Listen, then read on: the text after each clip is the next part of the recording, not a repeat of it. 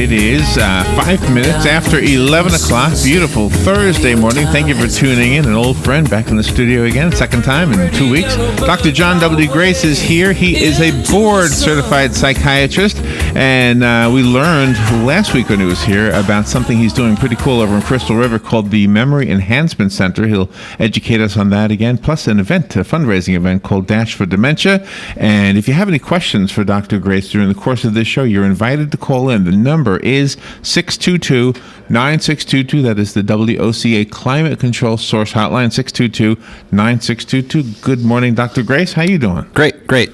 Well, on those lines, the first thing I think we need to say is that we're probably going to be postponing the Dash till the spring. Okay. So I kind of wanted to let everybody know that, which is good. I mean, probably get more people to be dashing later in the spring. So, yes, okay. Yeah. The Memory Enhancement Center is still going to be open. We're looking to open January 1st and start seeing patients then. And I'll briefly give an overview of what we're doing with that population. It's a center that's designed to help coordinate care for cognitively impaired patients with Alzheimer's disease or Lewy body dementia or frontotemporal dementia. There's a lot of different causes of memory loss and dementia, but there's not a lot of centers that sort of help bring together all of the caregivers, all of the players to help unify them for these patients, because their stories kind of get lost a little bit. And we talked about that last time. It's funny, as I thought about what this week, I'm like, well, what am I going to talk about? I said, well, I kind of want to talk about the same thing. And I realize that sometimes when we have good ideas, we get in this stimulus overload in society where we always kind of have to hear about a new idea every week, and maybe not enough time is spent developing or grinding out good ideas that we already have. That's absolutely true. We watch this and we're like, well, we have to give new information, and it's like, well, maybe we should look at some things that we've already heard about, but we really haven't moved to the next stage of doing something about. Yeah. I thought that it would be a good idea to simply talk about what we're doing at the center again, and maybe if there's some people out there who are thinking about having somebody tested for dementia or memory problems, it will move them to that next stage from just thinking about it to actually doing something about it. Yeah, and just as an illustration of why it's important to talk about it again, I'll be honest with you. If somebody was to ask me what it was, I could probably only say it's a place in Crystal River. I mean, I would still have a hard time explaining what it is. So let's find out what it's not. It's not a residential program, right? No, not yet. I mean, but it might be. At some point, we would like to add some residential component to it as it grows. Initially, what it's going to be doing is serving as a memory center where you would come if you thought you had memory problems, you're forgetting some things, or a family member, you saw them forgetting some things. Then they would have some basic screening tests at the center, refer to some more specialized care. The specialist would then send that information back to the center, and the center would coordinate all of that information and summarize it for you. Right. It would then make that information available to law enforcement or emergency rooms in case something happened and that individual showed up there and nobody was there to give them their story. So, gotcha. Is the technique for helping somebody with memory issues caused by like trauma, like a head injury, different from treating somebody with memory issues that is maybe some from a dementia or just aging? Yeah, the various forms of dementia do have patterns that they fall into. There's certain things. Say frontotemporal dementia, probably the second most common after Alzheimer's disease, has a real what we call behavior variant. And what I mean by that is there's this aspect of dementia called executive functioning, and I kind of think of that because I don't think of as executives. I don't think I have that. Executive functioning is your ability to put two or three things together, like to make a cup of coffee. You pour the coffee in the filter and then pour the water in. Someone with executive functioning might just go and start drinking the coffee cup before it's been filled. So they know the steps, but they don't know how to necessarily put them in the proper order. And we see that sort of dysfunction in frontotemporal dementia very frequently, and that may not be as impaired in, say, Alzheimer's. So there's certain things that different dementias, patterns that they fall into, but when you deal with a head injury, all bets are off, because, I mean, it really depends on where the injury occurred. Oh, I see. But is that still considered dementia if it's an injury? Yeah. Oh, okay. Yeah, we call that, traumatic head dementia, essentially from traumatic brain injury. I think one of the really interesting forms of dementia is HIV. HIV in and of itself is a rather unusual cause of dementia, but it actually happens very common in the illness. So it's something that we look out for, and we treat maybe a little differently than we would an Alzheimer's dementia or a Parkinson's dementia. So. Really? I never knew that before. HIV causes dementia? Yep, absolutely. Yeah, the virus actually can get into the central nervous system and damage some different kinds of areas than you would see with Alzheimer's disease. Even herpes, same thing. Also can cause a form of dementia. So, and this is a true education, because we just think of dementia as affecting the more mature people. And if a young person in early 20s is in an auto accident and they have traumatic brain injury, that dementia could be onsetting right then and there. Yeah. And when we see a young person with dementia, obviously we know if they had a head injury, and there's a cause for that.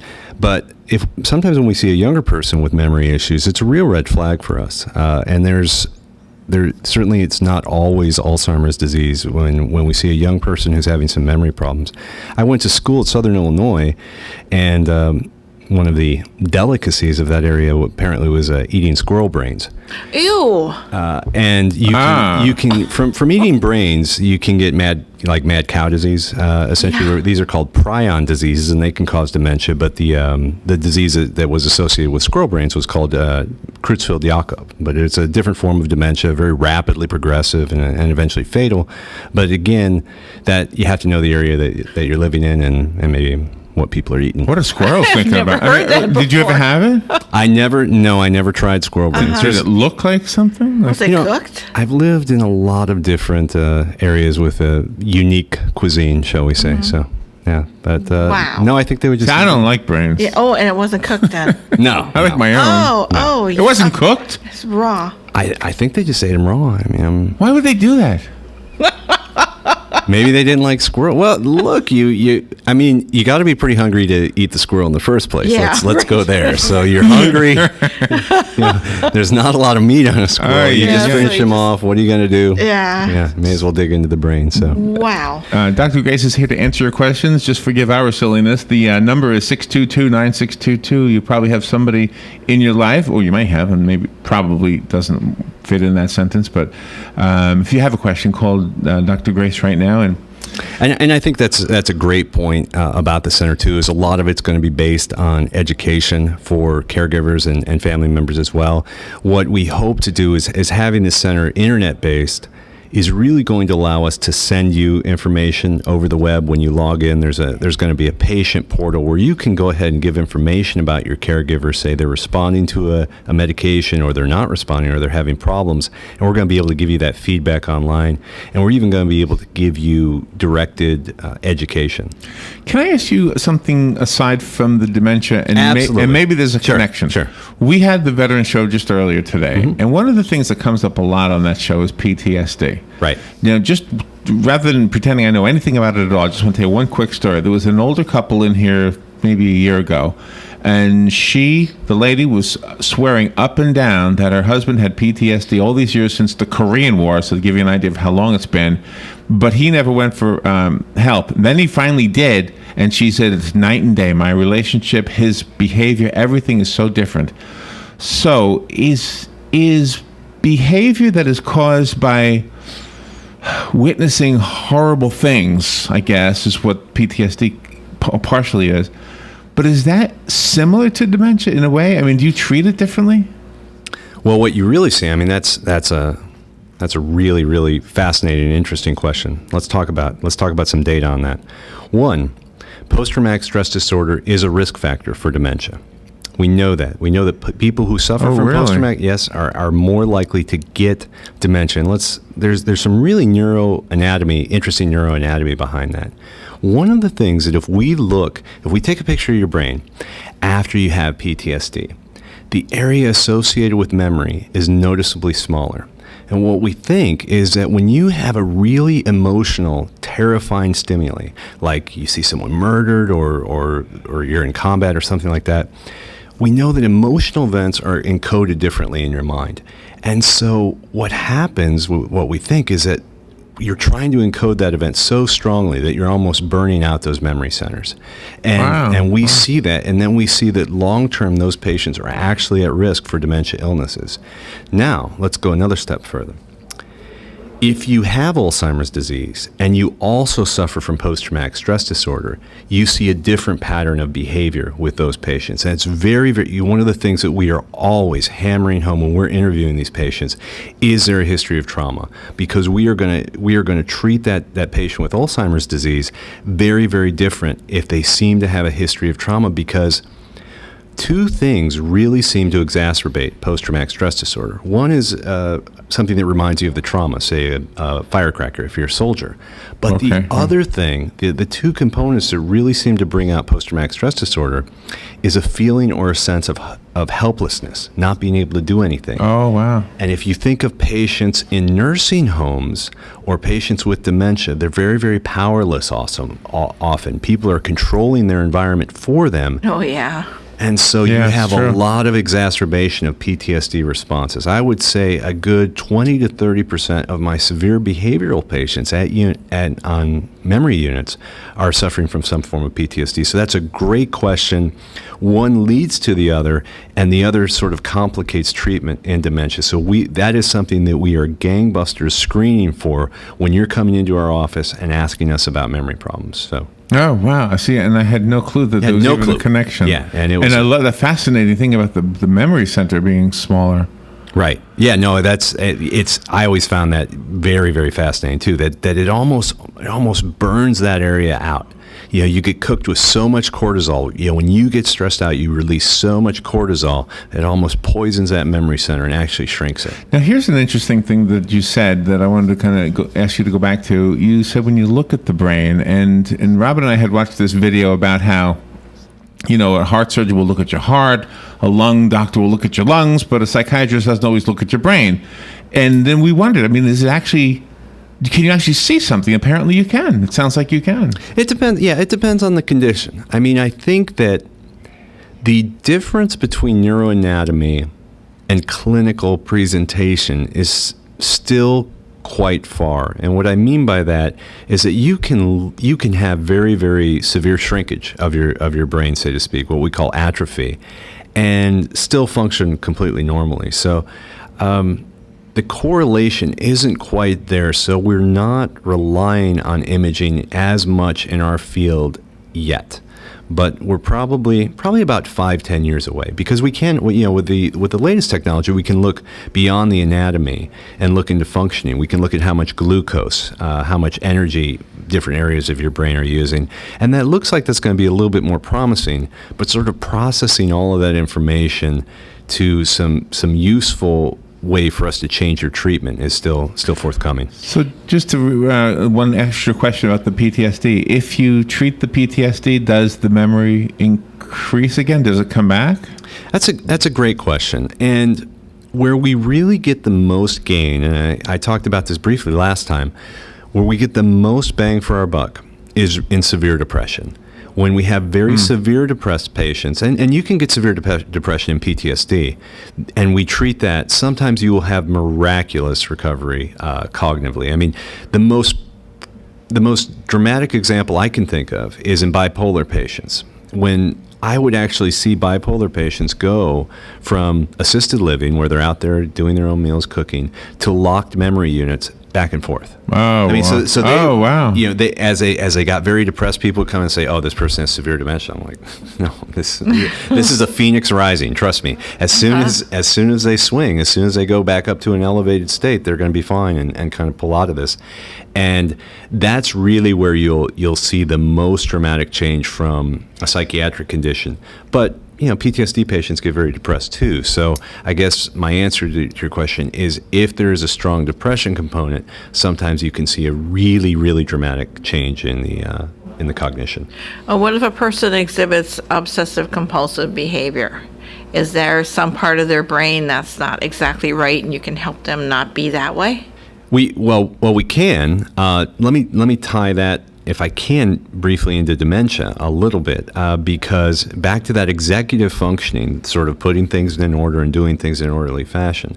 The other thing that area of your brain does is it's sort of the brakes.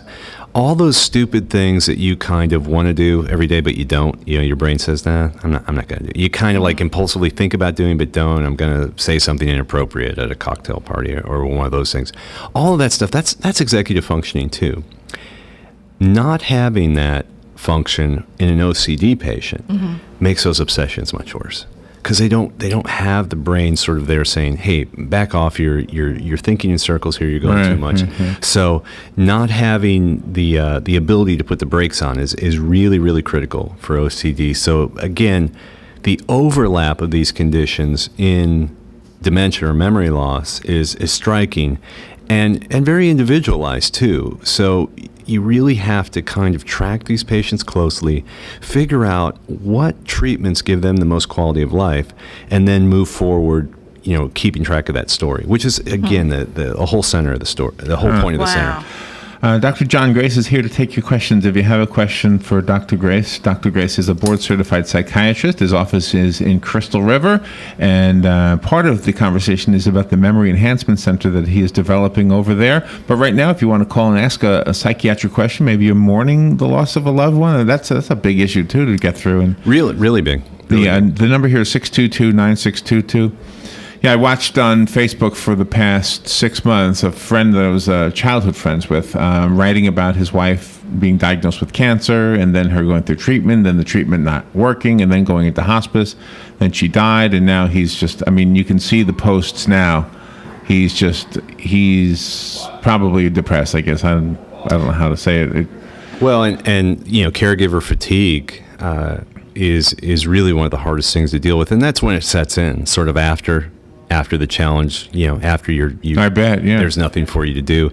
When we're dealing with someone who has had a huge loss, we're really not as worried about them that first month, because there's so much keeping them busy. They have arrangements, they have paperwork and things like that, and they kind of pull together for all that. And what we watch out for is when everyone goes home, and then they're just left to kind of process their feelings, and that's really where you see people start to struggle, not know what to do, because there's a lot less direction in their life.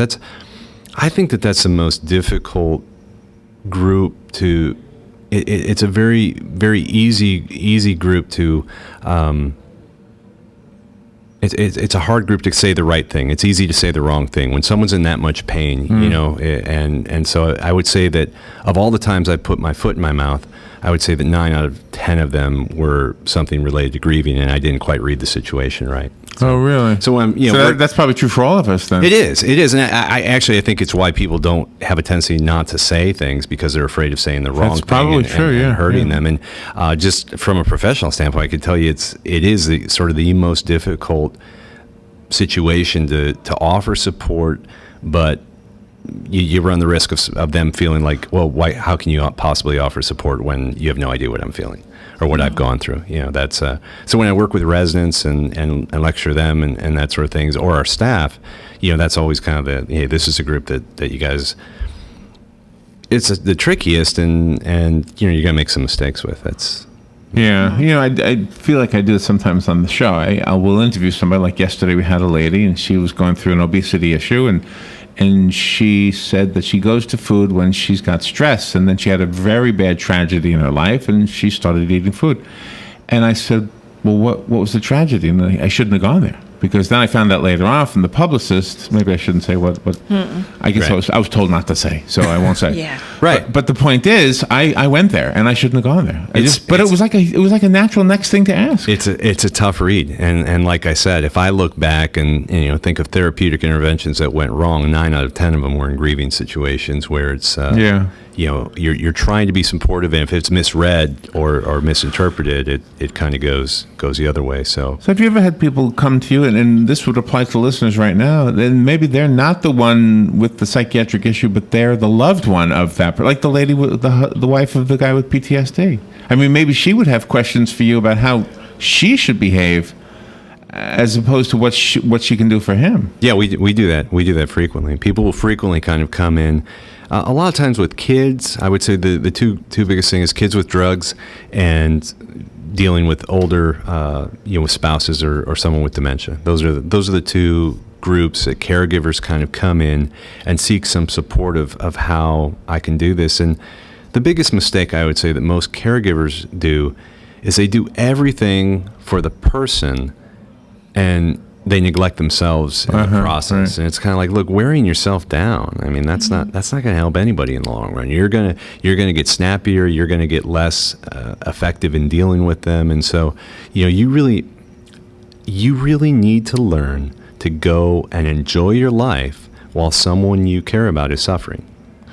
And that's a brutal kind of statement. That you're out there having a good time while they're suffering. But when you can't do anything about suffering, it really is the most effective thing to do because you're maintaining yourself to be there for the long haul. And convincing people that hey, it's okay to smile while someone you care about is suffering. You have to not feel guilty about that. That's good advice. It's hard. Yeah, it's great advice if but it's kind of getting them to kind of not feel guilty about smiling, having a good time, going out. Yeah, you're supposed to do all those things like walk in the sunshine and go and exercise and smile and laugh, even while someone you care about is suffering.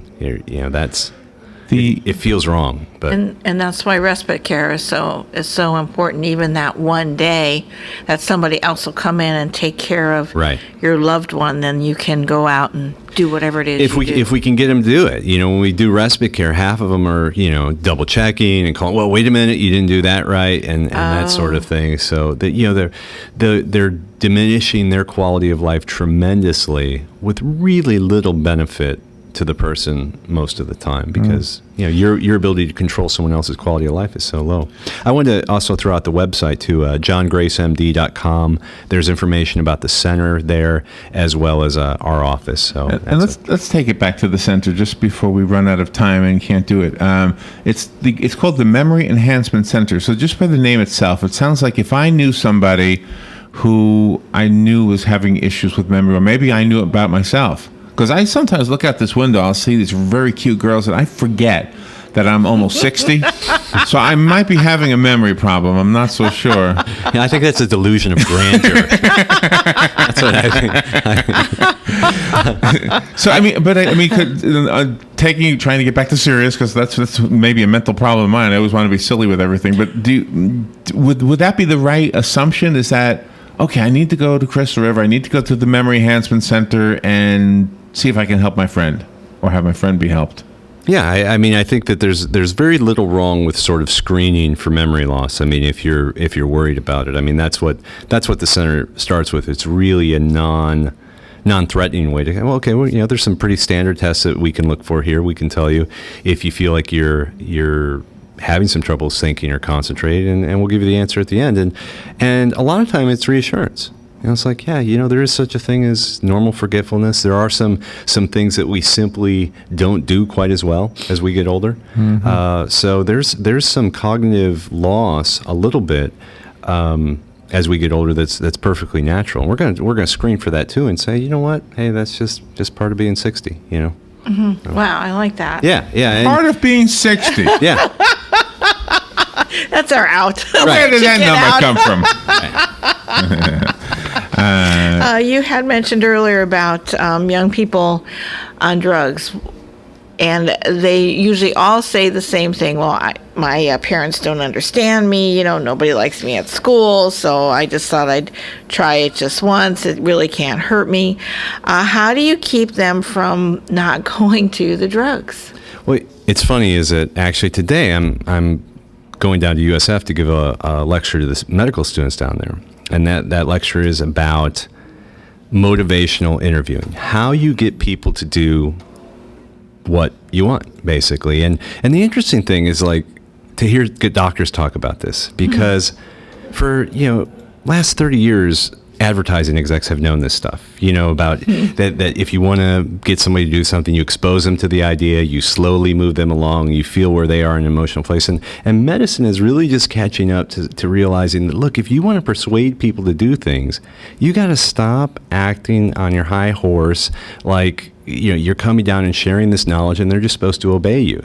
You've got to start understanding people where they are in the process of change and then slowly move them along. So I guess my point is that there is a way to do this when you talk to people, and it's called motivational interviewing, where you kind of understand where they are in the process of change and move them along. You don't just say don't use drugs. You don't just say drugs are bad. You kind of say, well, let's talk about what matters to you. Your friends probably matter to you, right? Right.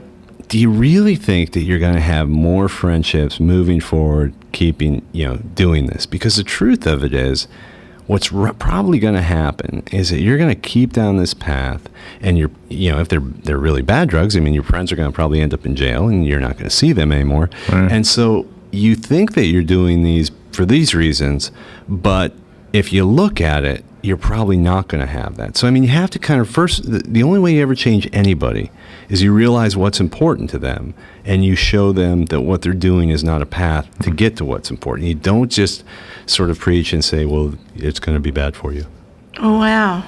That is so insightful. You're so wonderful. Dr. Grace, you're coming back next week, right? Yep. The phone number for your office is?